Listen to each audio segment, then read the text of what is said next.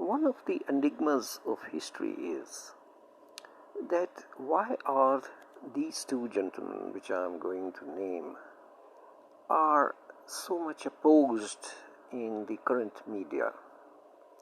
One is General Ziaul Haq of Pakistan, who was the president of Pakistan and who was the army chief and died in a mysterious plane crash.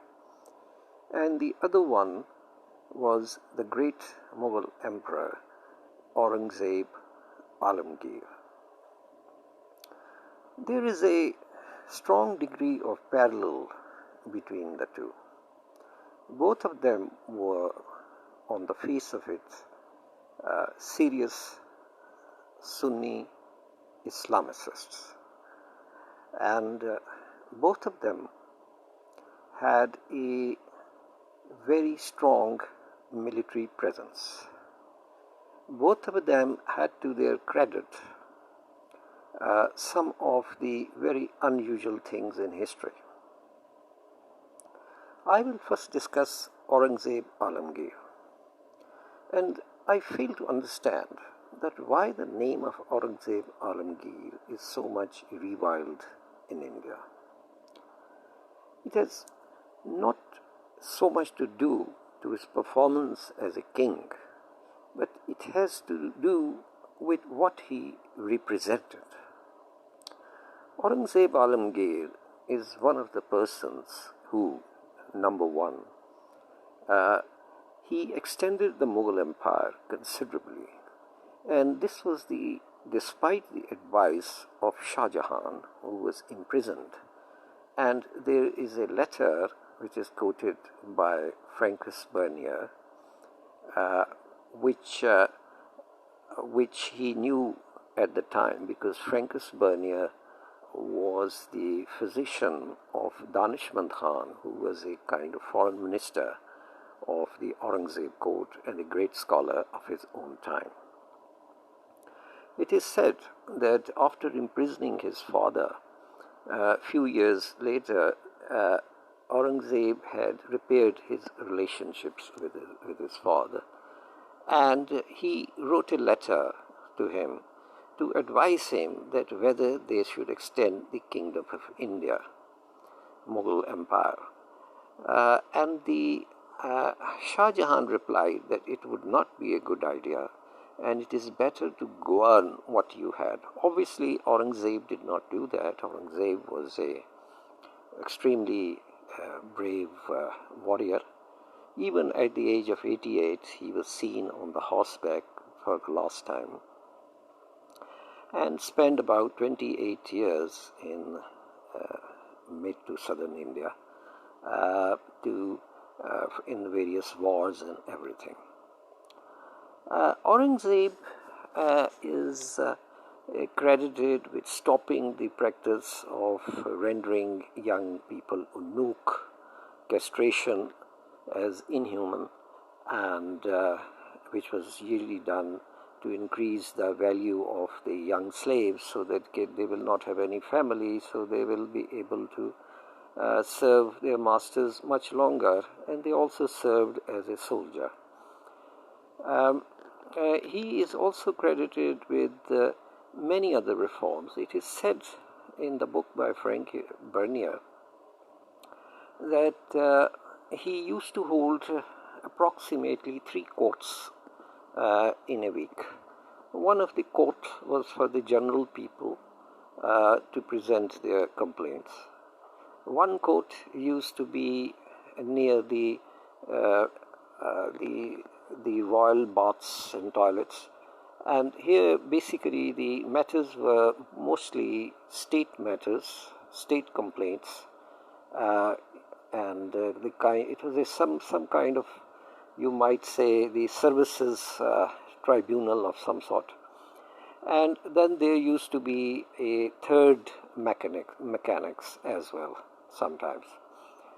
It is said that Aurangzeb had such a memory that he knew almost every government servant by his name in his empire. He also had an interesting trait. What he used to do was that he would while going on hunting, what he would do is that he would just stray several miles inside just to see whether how are the things in the villages and that sort of thing, whether the administration is running well or not. There is a very famous event about Aurangzeb, and that is the one of some traders, probably it was Gujarat.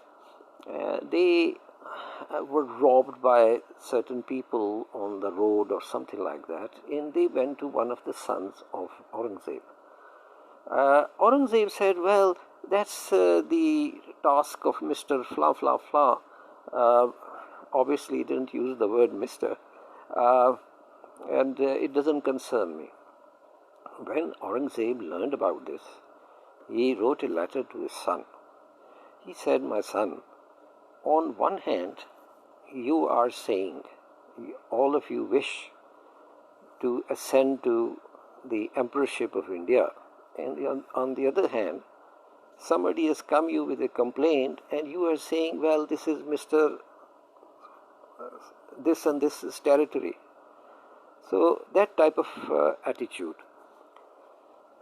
Aurangzeb, during Aurangzeb time, there was several strategic dangers which were arising. One of the danger was the rise of the Safavids in Persia. And because the Persian Shia were one of the biggest groups among Umara and even in the military as co-commanders, they were generally unwilling to take on the Safavids. Then there was another challenge, and that was the states of Bijapur, Golconda, and so on, which was incidentally also Shia controlled. And it might be that Aurangzeb might have thought that with the sandwiching from both sides and of Shia regimes, and within his court also, there was a very, very strong Shia element, and Mughals were the closest to Persian Iran. Sometimes their own mothers were Persian, and they were the ones which were the closest. So it might be, they might have thought to have wished to increase his breathing space, and he ultimately conquered these Bijapur and these types of states, and he extended the rule, nominally at least, quite far deep into the south of India. But those were his military exploits, which did not sustain that well. And by the end of near the end of this era, the setup was basically running short of cash, with too many wars all around, and there was problem. Aurangzeb, one of the reasons he is reviled in India is because he introduced jizya, and it appears that during Aurangzeb's time there was a substantial conversion to Islam in India. It appears so. In fact, Stanley Walpott writes that the big Jagirs given to the Bhutto family of Pakistan to a Rajasthani chief was upon conversion to Islam. Although the PPP these days, they are very anti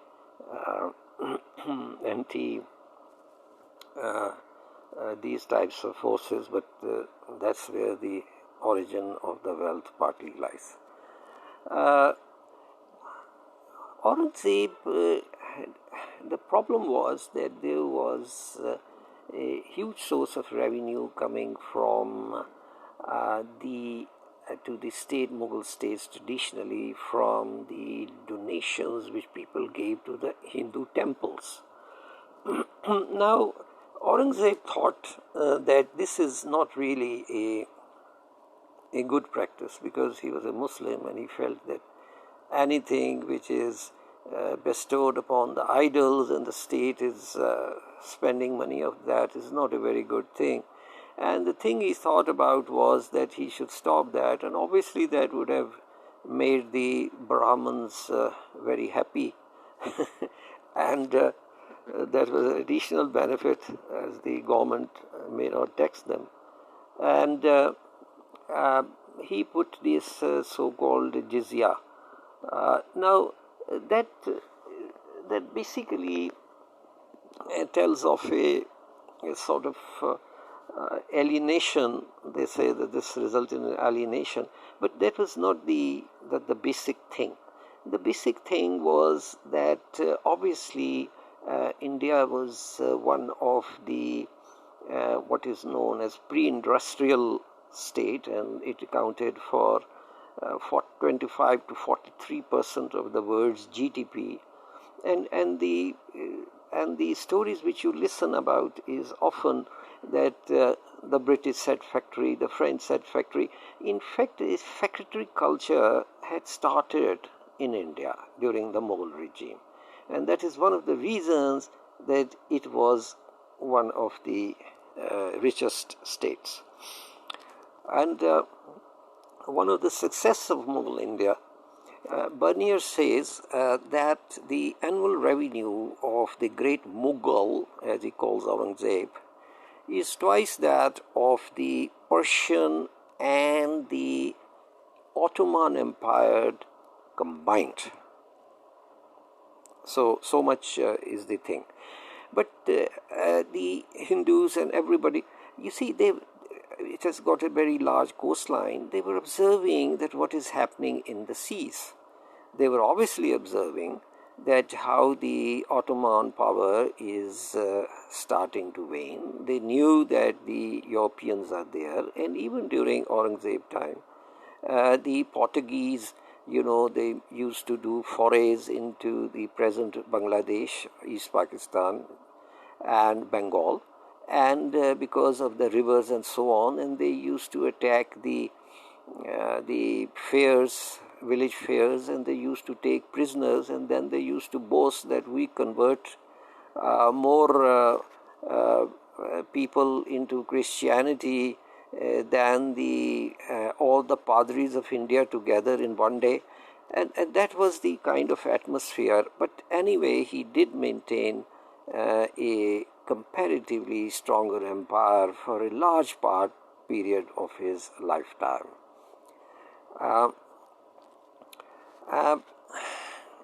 He has other exploits like Fatwa Alamgiri, and one of the British writers of the time says that he is an ocean of justice.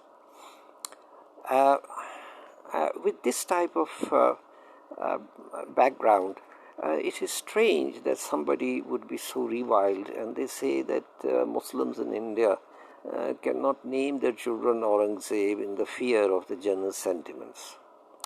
Now let's come to General Ziaul Haq in Pakistan. Ziaul Haq was obviously from a weaker background, but he was, for a military man, he was well educated. He was educated in, I think, St. Stephen College in Delhi. And he was a good conversationalist. He did good press conferences in the English language. He had got good command. And being once under the last years of war, being in the British Army, one of the characteristics of those officers who served under the British was that they had a bigger outlook, a worldly outlook, than some of the officers which were not part of any international powers military. This is quite actually striking in case of Pakistan. The officers who served under the British, they had a more global type of approach to things and could make the relation between various strategic things happening rather well. Ziaul-Haq had a very ordinary type of personality otherwise, and it is probably for this reason and his good references, performance in Jordan, that he was chosen by Mr. Bhutto.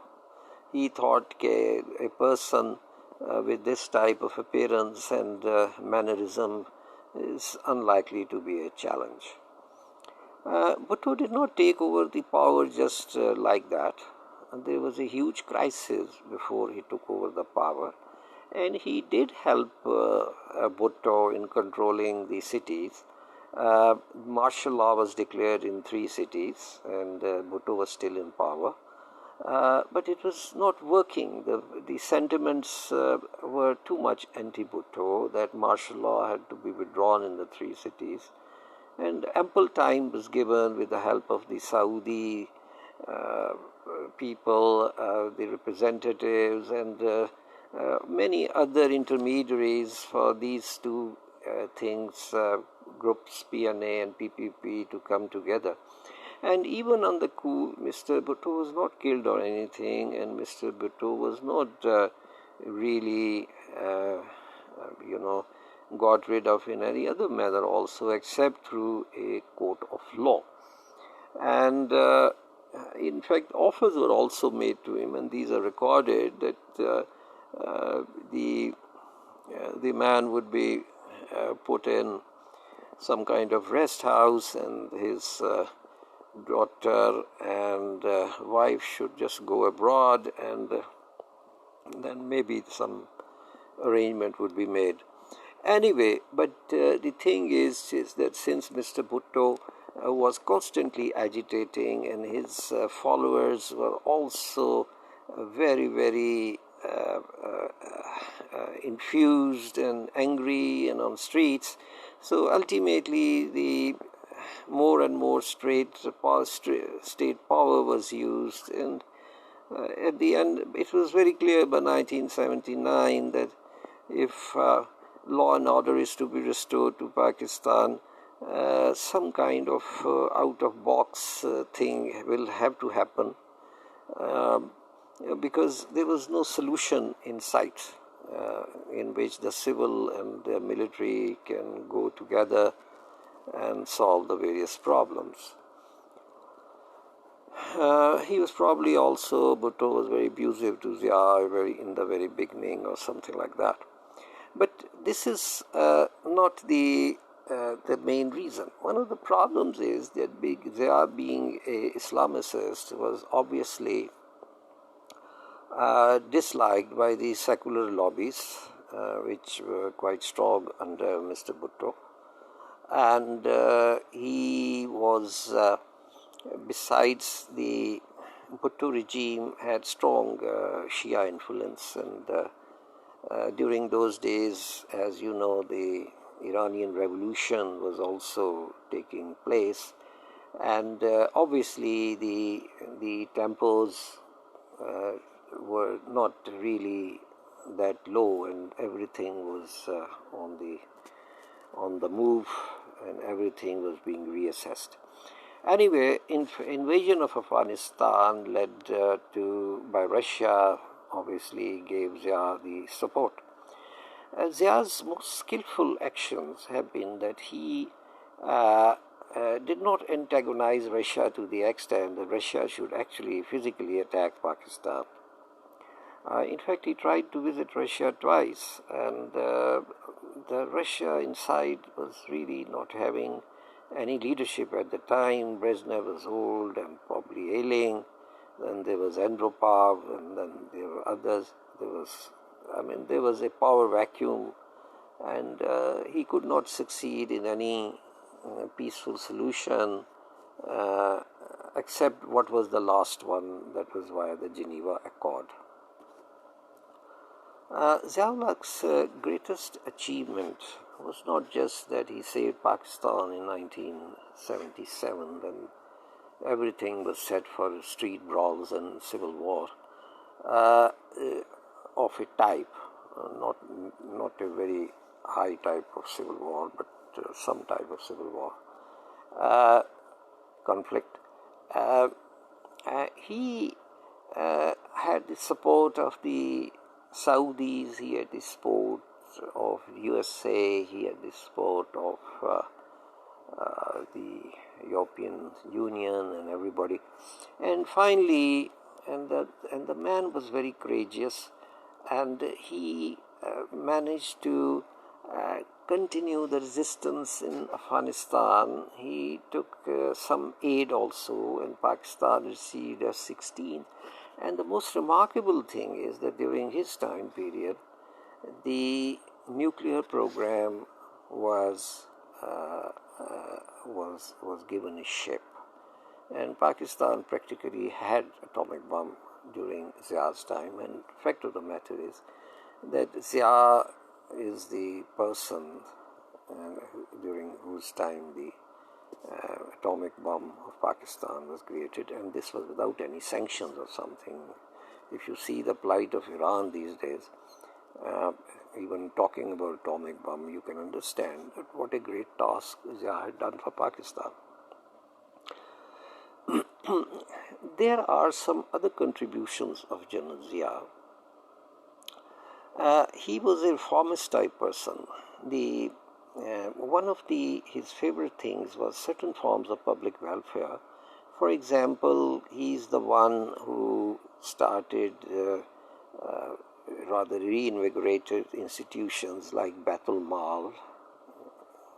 He started the Zakat system, the mandatory charity system of Pakistan, from which the hospitals, people used to get free medicines in the hospital for many years.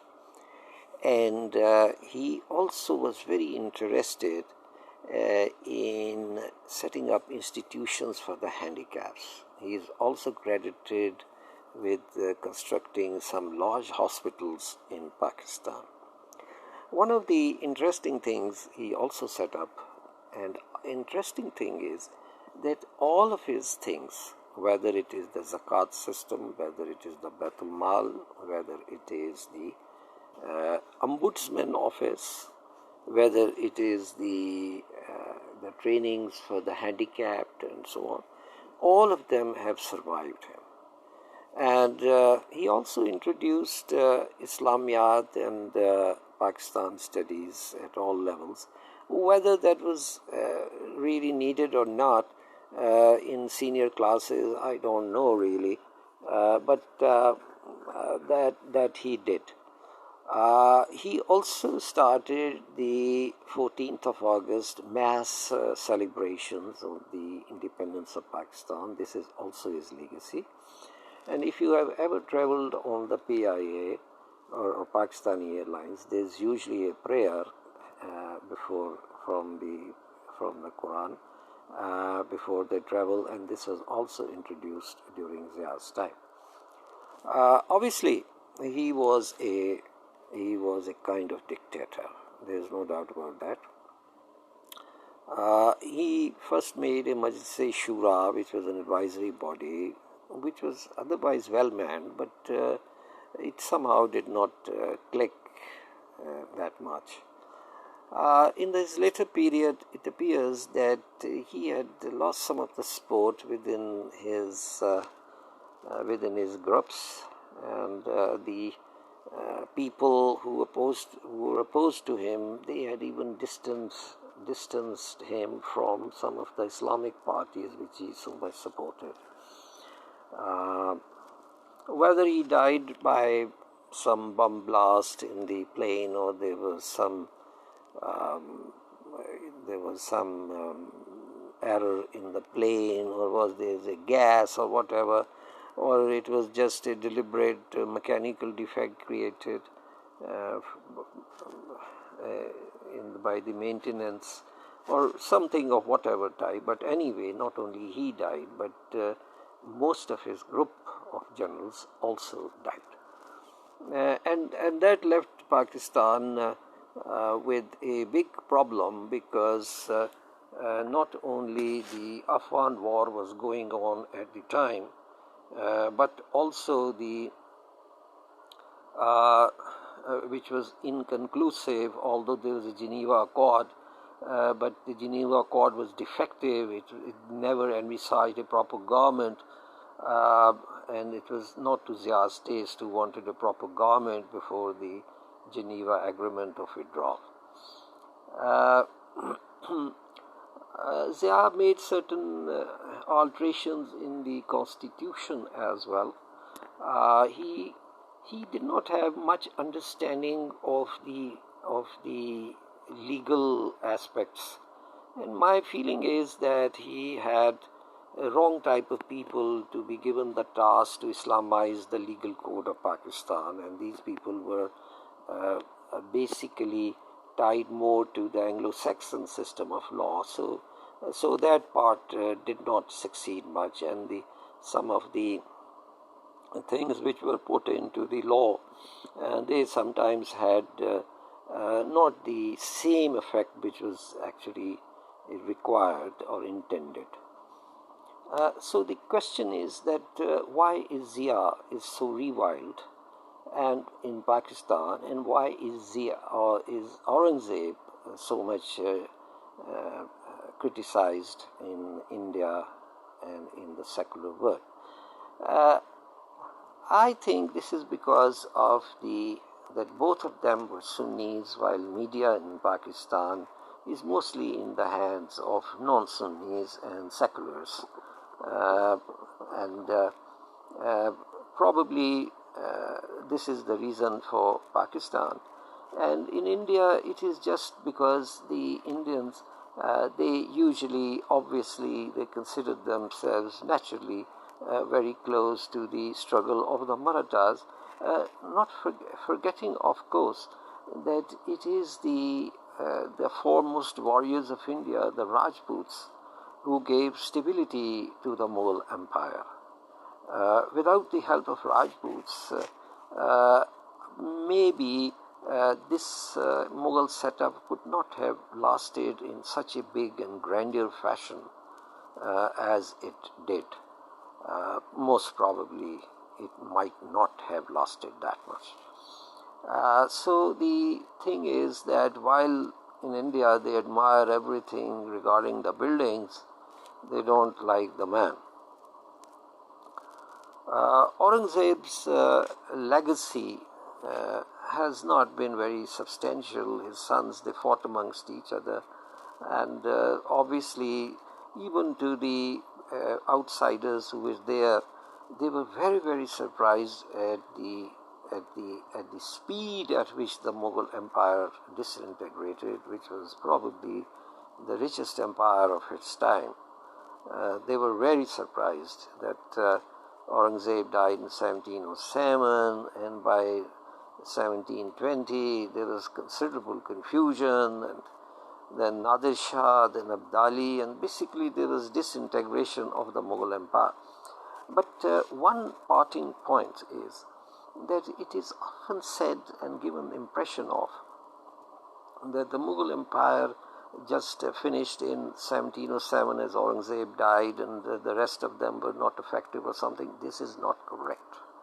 The Mughal powers in large parts of India was still there till around 1740, 50, not that strong, and they had this tendency of regrouping again and again, and Mughals still had the energy to fight the Battle of Buxar with the British in second part of the 1700s. And we should not forget the Mughals were ready to fight the British even in 1857. So Mughals have not given up their struggle. They did not give up their claim as such, although after the Buxar, they were basically pensioners of the British Empire. But they were a very resistant lot. And that is probably the reason that there was so much massacres of the Mughals in 1857, because the British felt that unless and until these guys are really finished, the Indians have developed this thing in their mindset that the Emperor of India would be from the house of Tamerlane. With this, it is a disjointed presentation, but I think it is important that we do understand the exploits of General Zia-ul Haq of Pakistan and Aurengzeb Alamgir of India. Aurengzeb was his own handwritten Qurans. I think the last one was probably auctioned in India or sold or whatever for about 5 crore rupees. Each page of the Quran had a special scent, we are told, though I have not seen it. Anyway, one of the important functions of a head of state is that at least the state which he was running when he was installed should be in the same form at least when he left, which is the correct in case of General Zia-ul Haq, but it is not so correct in the case of Aurengzeb Alamgir. But the problem was that Aurengzeb inherited a smaller state, and Aurengzeb left a bigger state but a less well-governed state, and a state which really could not sustain itself that easily because of its very big size and its responsibilities. With this, I end this small discourse about Zia-ul Haq and Aurengzeb Alamgir. Thank you very much for your patient listening.